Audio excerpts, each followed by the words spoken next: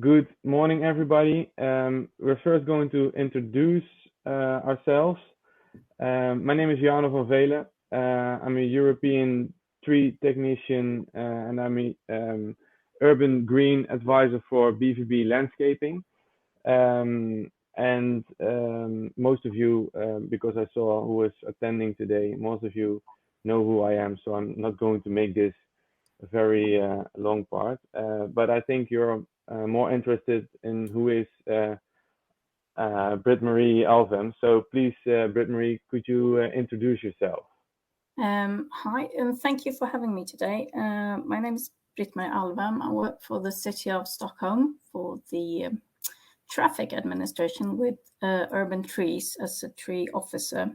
I'm a trained landscape architect from the beginning, but I've been working with street trees since 2007. Thank you very much. We're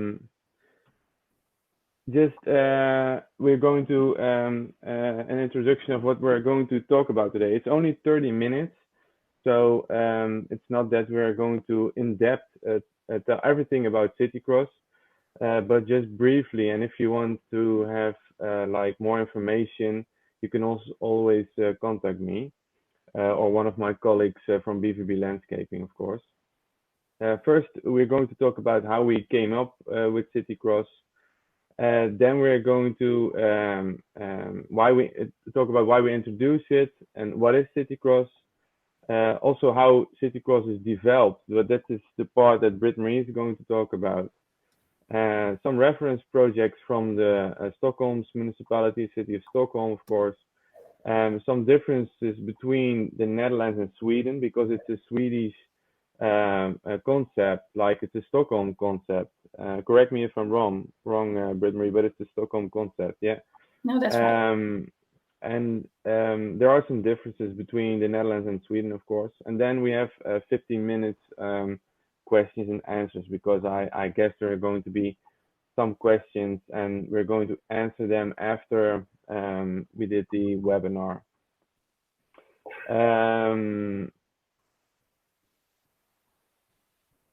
Okay, how we came up with it is pretty easy. This is the timeline of our company, Kekula BVB. On the end, you see Kekula BVB started in January 2019. Prior to that, I was a part of BVB Substrates. Jarno van Veelen was working for BVB Substrates. And in the beginning of 2019, we combined, a couple of companies combined, like Kekula Professional, Kekula Garden, Hasselfoss Garden. They were combined, and that means that I got some Swedish and Finnish and Spanish and Australian colleagues, and we met each other, of course, to integrate to the new company and inform each other about new things. And I met my colleagues, of course, from Sweden, from the landscaping department, and that company is called Hasselfoss Garden. And we were there like in the beginning of 2019 in Stockholm, and our colleagues are introducing us to the Citykross concept. And at that time, of course, we in the Netherlands had similar concepts, but it was not exactly like we saw in Stockholm. And Mark Spearings and I were like, at that time, this is perfect for the Netherlands as well. It's like 99% we can copy it and use it in the Netherlands. And it took us some time to get ready and prepare it for the Netherlands. But now we have already some pilot projects in the Netherlands, and we are introducing it with this webinar because we are looking for more pilot projects, of course. And yeah, it's a nice concept that we are going to talk about right now. But this is how we came up with it, and this is more like how it's interesting for the Netherlands as well, because we have had some problems with water. So the problems with water are not new for the Netherlands, and you can see there is some differences in the cause, because prior to the last years, of course, we had some warm periods and we had some storm water, but not that extreme as we have had the last couple of years. So prior, our histories and water problems are with like the dikes and with the seawater and the rivers that are floating. Rivers are floating are also from this moment, because a couple of months ago we had some issues with rivers that were floating, of course. But the problem, the causes are changing.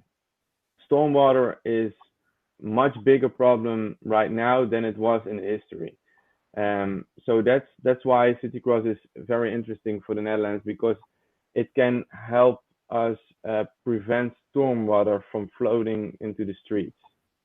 If you look at what the European Union wants, that's basically we need to change, and we can do that by driving like 100 kilometers an hour on the highway, and we can do that by getting our electricity from nuclear power. We can do everything. We can do a lot of things to change and to stop the effect that you see on this slide that we don't want. We don't want this effect to be there, but we are heating up. And one of the best things to do in the city is to prevent the city from heating and to prevent it from lots of storm water is cooling down. And cooling down the planet is also cooling down the city with trees. And that's what Citykross, of course, is helping with.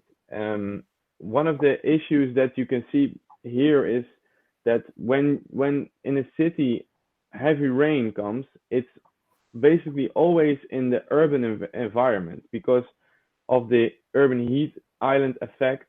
You can see that the circulation of the clouds and the circulation of the extreme heat and a lot of storm water, a lot of rain, heavy rain, is only in urban areas happening. Because not only, but mostly in urban areas happening because of these temperature rising in these areas. The heavy rains will fall in the urban areas. This is basically the issue why we have such heavy rains in urban areas and we have it less in not urban areas. Basically, Citykross is an all-natural green growing place that combines stormwater infiltration and irrigation. So it does both. It can help. It can help a lot of water, and it can irrigate it, and it can infiltrate. So this is in one sentence what Citykross is, and this is one of the new things. It's all natural, basic green. So it's all natural, basic, with stone. So there is not a lot of other things than our natural resources in this product. Here you can see a drawing. This drawing shows one of the Citykross concepts, because Citykross is not one thing. It's not like you have like a certain product, or it's like a concept, but this concept can also change. So it's not exactly the same all the time.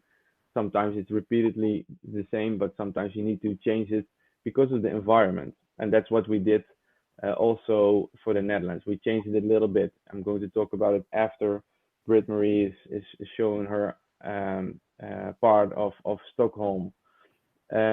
But what it is, basically, it creates space for roots. Well, that's for the Netherlands is not new because we're using substrate for urban trees all the time. It creates air, and that's something that in the Netherlands you can see with, for example, tree sand.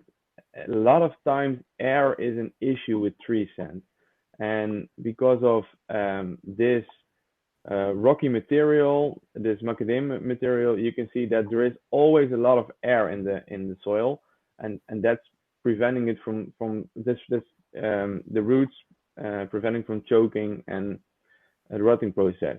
You can infiltrate water, but it also has a capillary it works capillary, that the water will come from lower parts to upper parts. The infiltration is basically always in the topsoil and just below the pavement, as you can see by number 3 that it's floating in the top layer of the growing place. And it has a lot of load-bearing capacity. You can use it under the pavement, but you can also use it just when open green areas. For us, it's pretty new. So we do have some pilot projects. This is one of the pilot projects that we are in right now, and this is a very basic design of Citykross developed for the Netherlands. We're going to talk about it later a bit. You can see that the water directly goes into the green area, and when it's raining too hard, you can also prevent it from going too much in the green area, and will go away to the sewer. So I was talking about that for us it's a pilot, but for Britt-Marie it's not a pilot anymore because she's using it for a long time. Britt-Marie, please inform us more about Citykross. Thank you. Well, as you can see in this picture, we have for the city we have a vision of having a healthy and well diversified street tree population. And as you can see in this picture, that is not always the case, but the state of the trees, it varies a lot. This picture is taken in August, and the tree on the left is dead, and the one in the middle is kind of living, and well, the one on the right is not doing so good, but it might be all right. So this would be a common situation, and this sort of started it off in the beginning of like 2001. My colleague Björn Embrén, he started looking into how to create space below ground for trees, and he was inspired by projects in Germany, in Holland, and in a lot of different places, Copenhagen, for instance. So he started creating this concept. Would you, the next slide, please? So we have this problem with sort of soils in for instance, in parks and in streets, that they're often heavily compacted by, for instance, if you like in this picture, they're rebuilding the park, and they have this. They've been driving across the surface with heavy vehicles and so on. So we get compacted soils, and we don't get like the gas exchange, the air exchange in the ground as we want to. But they're heavily compacted, and it's like poor conditions for trees and greenery. And we knew also that below paved surfaces, we really needed load-bearing capacity to be able to have the hard surface areas above these constructions. Next, please. So this is the first project that was being built in 2004. This is a street of horse chestnut trees. In these times, we used like heavy stones and flushed, or big stones, and flushed down just soils beneath these stones. But that was it was very successful, as you can see in the next picture. The trees are growing amazingly well, and we've had nursery people come and say, "Oh, they grow like in the nursery. They're really doing fine in the street." But it was kind of complicated to build, and we were constantly, or we are still constantly looking into how to simplify the building process. And if you, next please. This is also one of the first streets we did with metasequoias. And they're absolutely thriving and growing like madness, actually. And as you can see in this picture, which is from 2020, we like with metasequoias, you'd often have problems with that the roots would damage the paving, but we can't see that in this street at all. But they're really thriving down below the ground and doing quite amazingly, actually. Next, please. We've tried to come up with a concept and for doing these constructions below ground, and we made a handbook called Planting Beds in the city of Stockholm. This is the current version from 2017, but we're working on a newer version, which will also be translated into English during the summer, hopefully. So it's a handbook, and there's an explaining text, and there are technical drawings that are adapted to projects. And we also stress the importance of documenting how everything was built, so you can go back and check if something was done badly, if it wasn't done correctly. Next, please. We also have quite simple descriptions. It's much like a cooking recipe, and we do it really like step 1, step 2, step 3, and we try to explain all the different stages of the building process, how to check the terrace, how to fill it with the substrate that you've chosen, how to put in the box for planting the tree in, how to put in the inlets, and so on and so forth. Next, please. And we have visions for, this one is one of the, you have to, exactly. We have this vision for the planting pits, that they should be, like you could use trees to mitigate climate change, for instance. Urban trees is one of the, it's one of the obvious ways to go about in the city. And we're really looking into planting pits that are sustainable. We want to use local materials and renewable materials.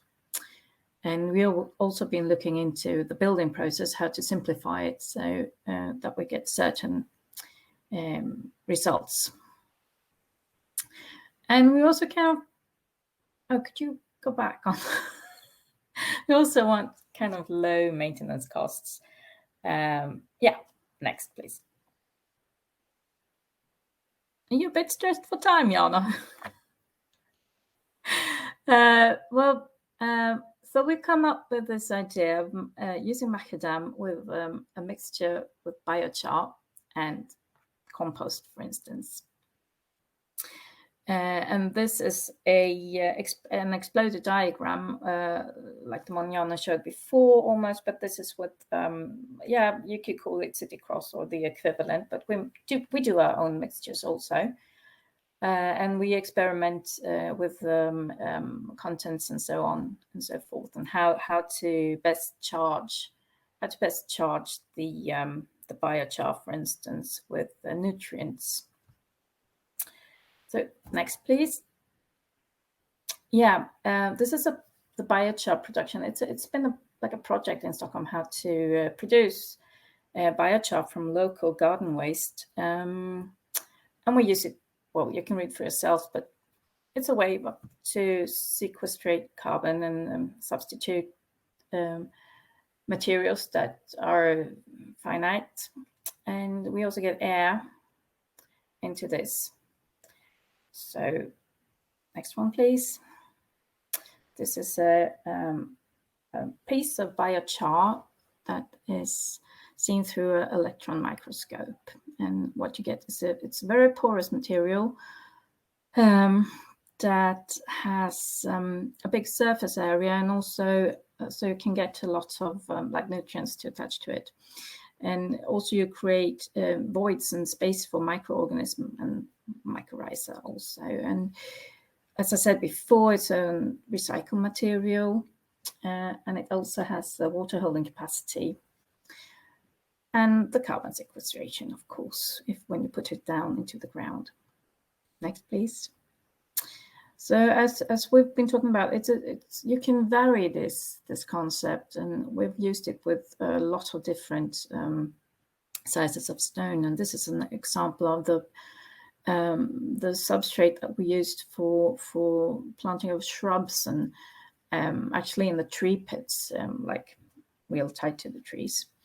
It's a quite different fine fractions, but as you can see, what is important is that the fraction is kind of narrow. You can't have, it can't be too wide. You have to have it like a 2x6 or a 4x8 or something like that. Next, please. So we use this for both these different methods, both for retrofitting trees and planting new trees. And by retrofitting, we mean like we keep the old trees, we vacuum off the existing substrate with a big vacuum excavator, and then we fill it with new substrate put in. And we get real good effects by it. This is a new trench being built in a street, and we protect the facades are protected by this like sheet of damn plastic. I don't know what it's called. To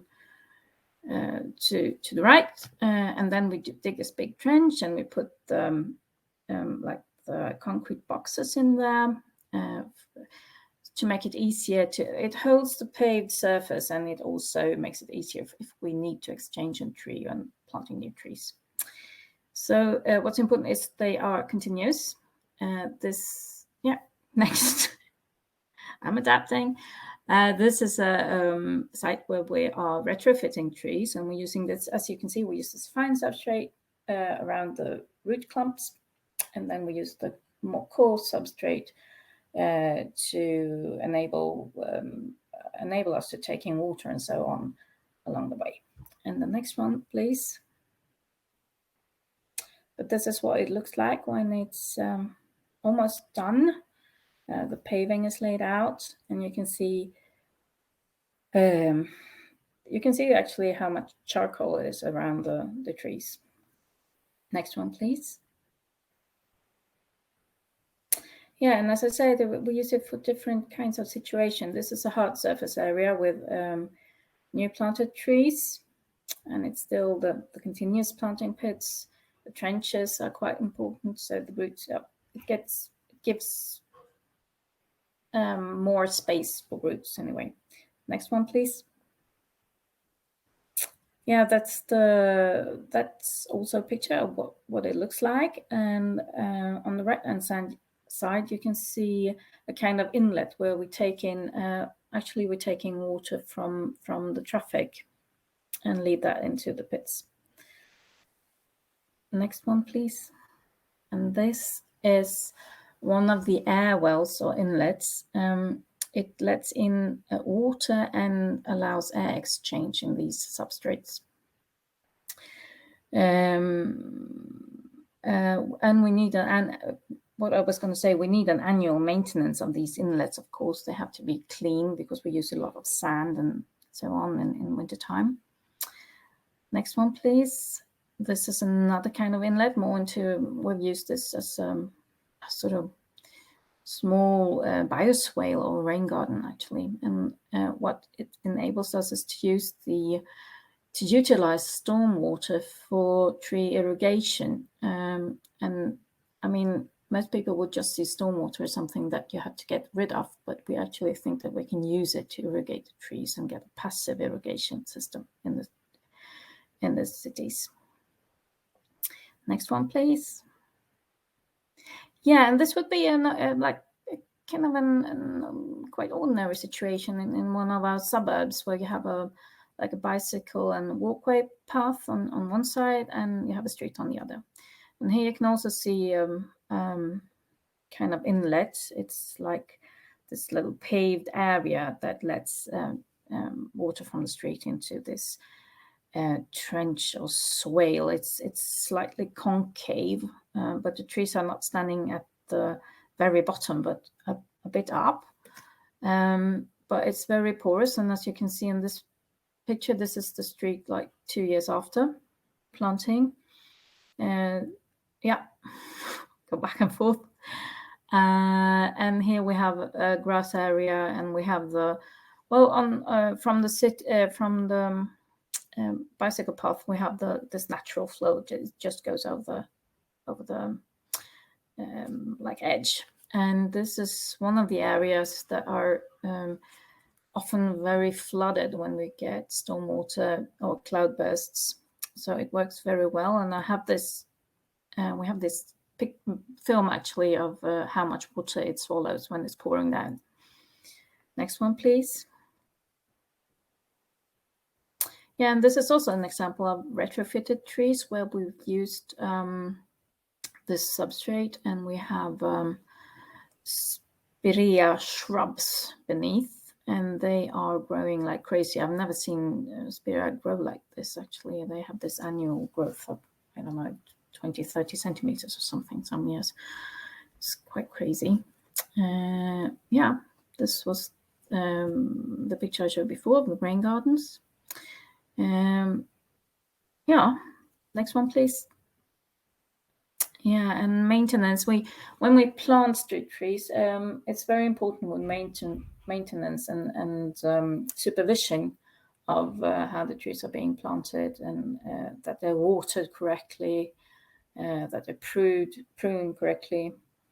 And next one, please. And 3 years after planting, they go into like our ordinary pruning and maintenance care. They don't get any water anymore. They should be able to support themselves. I forgot to talk about drainage. Drainage is it is also important to maintain drainage, and drainage is, we use it sometimes in the tree pits. When we build them ourselves, we will not so often, but sometimes you need some certain areas where you have to do it. But if you have a natural terrace in Sweden, that drainage isn't really a problem. Next one, please. Yeah, and we do evaluation. We actually measure tree growth and biomass annually. Next one, please. And after we've done some tests where we've done test pits, and we have a look at how the roots grow in the substrate. And we like to adapt. It's very important to adapt to what you have locally, what you need in this certain situation, what is special for the place, and so on and so forth. Yeah, it's back to you, Jarno. Thank you very much. Yeah, Britt-Marie, it was very, very well timed, because it's like exactly 30 minutes. So that means that you exactly talked 20 minutes. Perfect. And prior to this to the webinar, we talked about how long we're going to talk about Citykross in a webinar, because not everybody has the capability to stay focused for a long time. I have the same issue when I'm looking at a webinar. Well, we're going to briefly talk about the differences between the Netherlands and Sweden. Sweden, for example, is more rocky. Netherlands is more sandy, clay, sand, peat. Of course, in Sweden they also have peat, but it's not in the urban areas. It's more rocky soil. Groundwater table is a big difference as well. Of course, we have a groundwater table that's pretty high, sometimes even 40 centimeters below surface, sometimes 1 or 1.5 or 2 meters or like that. For example, in Britt-Marie, in Stockholm, in Sweden, groundwater table is much lower. They don't use groundwater at all. So that's a big difference. So we came up with I made a very, very simple drawing of Citykross, the basic of Citykross, like below the pavement or not pavement. It doesn't have to be pavement all the time. But below the pavement you get the intake of the water. It could be floating, like in the example Britt-Marie just showed us, floating in from the bike lane or from the streets. There below you get the growing space for the trees, and we came up with the idea to have drainage all the time for preventing groundwater coming into the Citykross concept. So not of course when you're in areas where the groundwater table is 3 meters below surface, but to prevent water from coming into the Citykross, we have like a small place of drainage below the Citykross. This is because of two things. Too much water in Citykross could be an issue, but not that easy because Citykross has a lot of air in it. That means that rotting process doesn't come up that fast. But to be sure that it's not groundwater all the time in Citykross, we came up with this. And it also makes sure that if there is stormwater, there is enough of a room for water to infiltrate. So it helps both ways. The drain you can also connect to the sewer, of course, and if you do that, then will slowly the groundwater in this area will lower only in this area, and because it will slowly drain to the sewer. So that means that if there is a stormwater, then it can infiltrate in the substrate, and well, after that probably will evaporate with the green, with the trees, or if it's too much, it will go to the sewer as well. This is one of the other pilot projects that we are in right now, and you can see here this is more detailed. We're not going to discuss everything here, but you can see here that below that the drainage is connected to the sewer as well, and if there is too much water high up, it's connected to the sewer as well. So it's combined with sewer and without sewer. We're going to questions because I have a lot of questions for you, Britt-Marie. So okay. I think we need the 50 minutes. We do need them. But my question to you, because I see you're a lot of municipalities, a lot of engineering companies are attending right now. So if you have a pilot project in the near future and the future, please contact us because we would really like to spread this concept and make it even better for the Netherlands as it is right now. So I think we can cooperate on that one. Britt-Marie, I was just reading some of the questions. One of the questions that came up was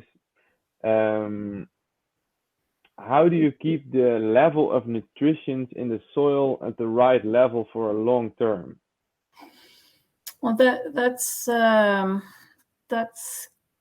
kind of tricky to answer.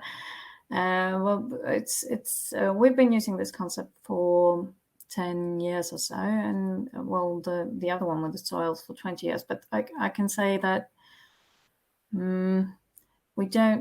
I think you might be measuring more than we do in Sweden in generally, but since the trees are growing, it's sort of enough for me, if you understand what I mean. Yeah, but I find that what you're saying right now, I find it very interesting because we are measuring soils for long term, so we know what happens in the soils. But you are measuring the trees more than we do, so it's a different approach. But the approach I think is good because when the trees are growing, that means that the concept is working. I can answer that a bit, yes. Like organic matter is not lowering that much in this kind of soils and this kind of substrates because trees roots are growing in it, and the fine roots are dying, becoming new nutrition, being used by soil life to get new nutrition again. So you can see that like in 50 years or 40, 50 years, that the organic matter is maybe lowering by 1% if there is not adding leaves like in a forest. No, so that's not a lot, is it? 1%? No, I think that the root dieback happens like 7 or 8 times well, they grow and they're dying, they grow and they die like 7 Yeah. or 8 times per year, doesn't it? Yeah. It's really So continuous. that means that there is soil. There needs to be soil life to regenerate nutrition, and that's what's happening all the time. So that's why the nutrition level is staying at a good spot. One of the other questions, I find it very interesting that this was asked by a Dutch, because they are afraid of too much salt water coming into our green areas. Well, I need to say that Stockholm has more snow and more problems with winter times than we do have in the Netherlands. So I think we use I'm more de-icing salt, and well, we're trying to do. We're actually starting a project where we're going to measure that in the central part of the city, right in the mid-center. I can say in some bicycle lanes they seem to use like excessive amounts of salt. But I think we have more damage on the trees that stand in like ordinary soil because of compactation of the clay colloids. They call that like the clay particles. clay and humus complex. Exactly. I think that is a bigger issue with like elder trees or older trees than the new ones actually. But it would depend on the amount of salt. But the material is very porous, and you'd also get in spring, if you get like a spring rain, you get a first flush.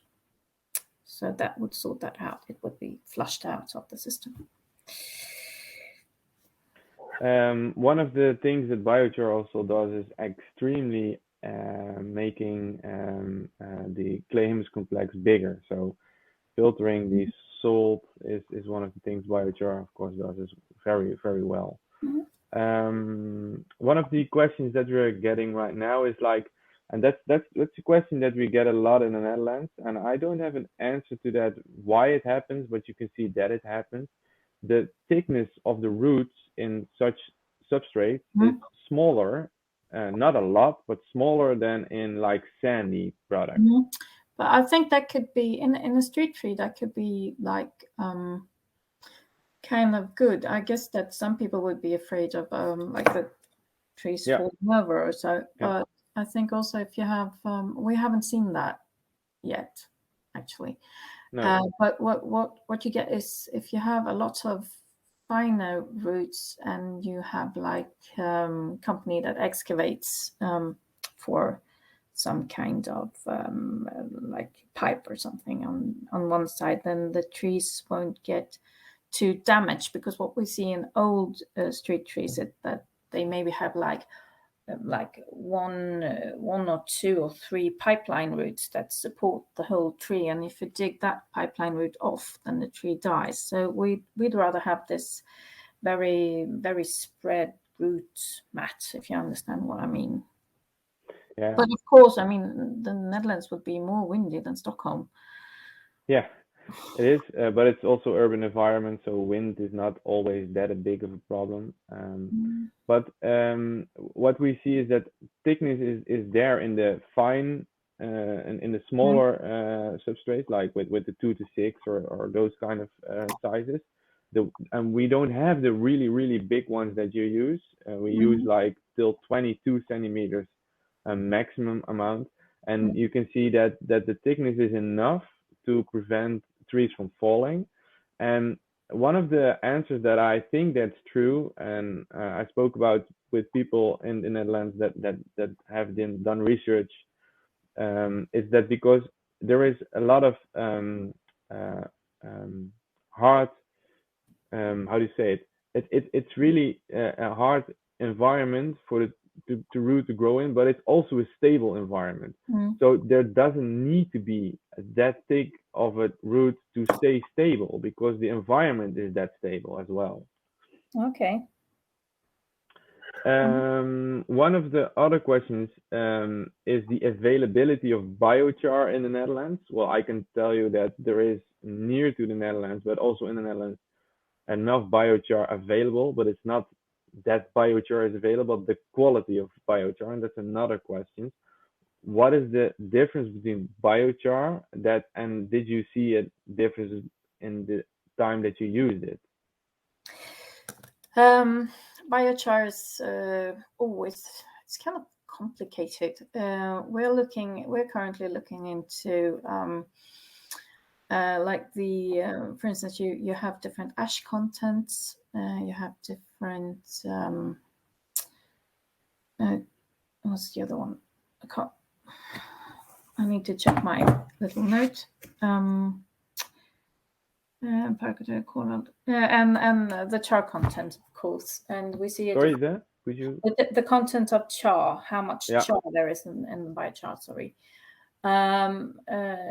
So we're looking into that, and we're looking into biochar that's been produced from, for instance, apart from the gun waste, also like wood-based material. Like if this is, we have a lot of forests in Sweden, so we have a lot of wood-based like leftover material that can be used for producing biochar, and that's the wood-based material is very interesting for using for this kind of concept. Yeah, we are researching the biochar for 1 year, 1 year right now. We're doing it the Dutch way with laboratory and testing and everything. And there is a lot of differences. I spoke with some people who are into the biochar for a long time, and they said there's a lot of differences between biochar. So we are using a German biochar at this point because that was the best one we could find, not that far from where we are located. So that was the most sustainable option for us, quality and location wise. But I think in the Netherlands, if we are going to use biochar more, then we need to develop everything around biochar and start producing maybe. And start producing it, maybe. Yeah. There's a lot of research around biochar right now, which is it's very exciting. And like, for instance, in Sweden, we have this an ongoing project which we are part of, and we're researching like the water holding capacity and so on biochar. It's very interesting. Two people also ask about the concrete boxes that you use. Probably why you're using. I'm reading right now and talking, so it's sometimes hard. Why you're using it? Is it tree to be easy to retrofit, like the tree in that's grown in this box? One of the questions was like, is the root ball still staying a root ball or just breaking up? And one of the other questions. I think I had one picture of that, don't I? One of the ones further down from the presentation. I'm not sharing my presentations and so what I can check where it is. Like the concrete box has like holes on the sides, and we want the roots to grow out of that concrete box and into the substrate. And if it stands there for a couple of years and has roots outside, then I mean, if we have to take out the old tree of the concrete box, it doesn't matter that we have like roots. It's just how much for the next tree to grow in. Did I get the question right? Because I had this beautiful picture of the tree roots coming out of the concrete box. Yeah, I was looking into it, but I didn't find them. But the question was like the concrete box where you plant a tree. How do you use it when you retrofit the street? And how is the tree that lives in there or lived in there also be able to retrofit? So as I tried to explain it, the roots grow out of the concrete box. The concrete box basically holds the paving and and so on in place, because on top of the Citykross or the macadam biochar mixture, you have like maybe 25 to 30 centimeters of paving. Well, it's the slabs and then there's sand and some asphalt and whatnot. So to keep that from falling into the tree pit, we want to stabilize it by using the concrete box. Understand. We don't do that. There are some companies that make those boxes in plastic, but it's not used that much in the Netherlands. But for us, it's very convenient, and we also, because we often build the streets like during the summer, and then we plant the trees in like November, December, because we import them and we want them to be in the dormant stage. So we plant them like in November, December, and it's kind of easy for us to plant the trees. Yeah. The boxes are open, and we just have to put the tree in there and some substrate. That's an issue that we have as well. Yeah, so otherwise the ground would be freezing, for instance. It's kind of harder to do that. What I saw is that substrates are more expensive in Sweden as well, and that the Swedish cities are spending a lot more money on used substrates or well built substrates than they do in the Netherlands, or that they have in the Netherlands. So maybe one of the maybe there's an issue of price in the Netherlands, and that there is no price issue for this box in Sweden. That could be also a difference, but I think that a box like this can have also in some situations be beneficial for the Netherlands. I get two questions. One is that we saw a lot of pavement in the examples. So the question was, why is there a lot of pavement there? And another question is it also used under heavy used streets, like with buses and with trucks and everything? So one question is why there is that much pavement, or is it just because this was so many pictures of paved streets? Or no, that's because I work, as I said, I work for the traffic administration, and I work with street trees. So I mean, I don't work so much with parks, and we replace about. I work with the existing like tree population in the city, and which is about 40,000 street trees or so in Stockholm, 40 to 50, and we replace like. They die for different reasons, or they get hit by a car or a bus or something, blah, blah, blah. And so we replace about 300 to 350 street trees every year. So that would be our main projects. That's why there are so many paved examples in this one. And also for the question of heavy traffic load, I guess you'd have to look into your local like legislation or whatever you want to call it, and see what kind of you'd have to adapt to what you have in the Netherlands. But we have made some more experimental places, and we can't see any difference between an ordinary like asphalt area or our areas. What you could get, I guess, is like you get some difference when you have different materials below one surface, and then you get like a zone where they meet, and there you could see something happening. Perhaps, I don't know, I'm not sure. I haven't seen it, but the theory is as such anyway. Well, understand.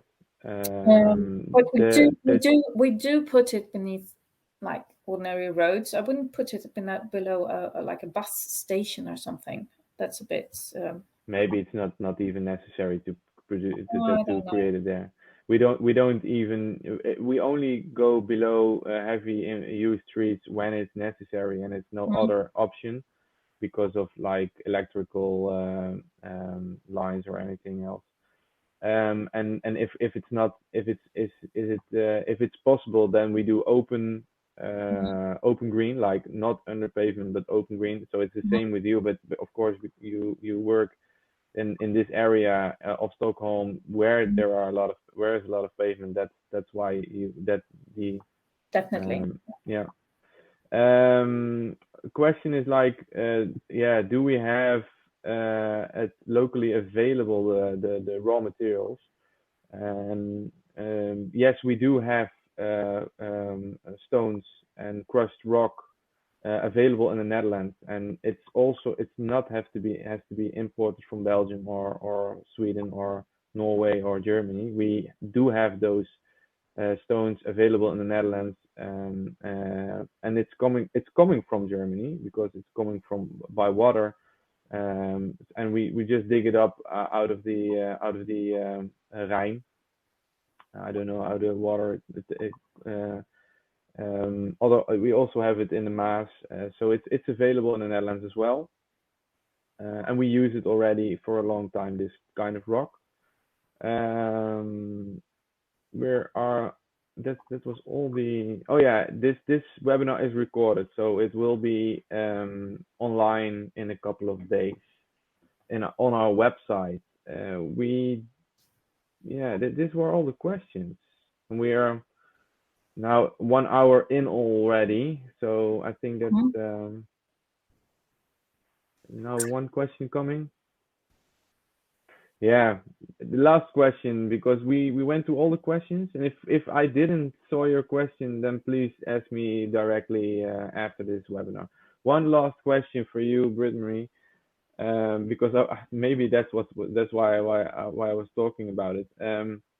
Did you see problems with trees drying out? Because last not this previous summer, but the two summers before, we have had a lot of dried out trees, really bad condition, or really died.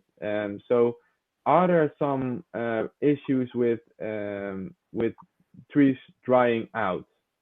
I'd say that in 2018, Yeah. I mean, it was hellish, wasn't it, for everyone? Yeah, 2019. And also 2017, actually. But 2018 was the worst, wasn't it? By far, yet. I'd say as much as that one was really hard, and we had problems, definitely. And we did a lot of extra watering the trees with the gator bag, the plastic bags. Yeah. So we did that a lot those summers. We also see like a change in climate in Stockholm, that the temperature has gone up. For the 30 last year, well, they do this series, of tests, the national weather. Climate, and temperature has gone up with 2 degrees since like the 80s in the summertime. And also we have a lot less rain around midsummer, which would be a critical phase. We used to get a lot of rain around midsummer, but we don't anymore for the last years, 30 years or so, which is not good for trees. So yes, we see some like damage on trees, but it is a very porous. It can be very dry, the material. You have to have like a watering regime and have a control of that, or like supervise it. Definitely. But when the trees are established, it works very well. What you see in the Netherlands, that like 70 or 80% of the times trees will reach groundwater level or capillary level in 2-3 years. So drying out trees in a well-built growing place is not that big of an issue for us, because we do have groundwater at most places, and if we don't, there is a capillary like a retention layer that is available, like 1, 2, or 2, maximum 2 meters below the surface. So drying out is not an issue. Like the nutrition soil between the rocks is also capillary, and it's also a buffering. So the clay humus complex is pretty large, and that also means it's able to host nutrients, but it also means that it will host it will buffer enough water. So in this situation, with our water table is not that big of an issue. I think it's a bigger issue in Stockholm because of the low groundwater table. We have quite low groundwater levels, and in the city it's like all the houses are, well, the water is taken out, isn't it? It's drained away. Yeah. Same here. So we have issues there, but also we as if we get rain, it would work. We want rain at the right season. That's the problem, isn't it? True. That's one of the benefits of this system, that it infiltrates water. That means because groundwater is lowering in cities in the Netherlands as well. That means we have issues with our concrete fundamentals of foundations of the houses. So because of groundwater is lowering, this kind of system will make sure that not make sure, but will keep the groundwater more on level that and not lowering if you use it enough. So I think we need to end it because some questions are still coming in, but we're now if you have more questions, you can always ask me by email. You can send me an email, and I will happily answer those questions. Yeah. Oh, that's perfect. Yeah, you can email us like all the questions or call me. You know where to find my number. It's on the website of BVB Landscaping. And if I cannot answer it, or if I want to discuss it with Britt-Marie, I will do that as well. And we also have, of course, our Swedish colleagues available if there are if you're not available, Britt-Marie. Then so we have a lot of helplines to answer those questions. Thank you very much for attending and for working with me the last 2 days that much, because I've met Jarno more than I've met my colleagues. yeah, would love to. Yeah, it takes some time to prepare these kind of things, and we never saw each other in real person. So, but I think we will when we visit Stockholm again. Yeah.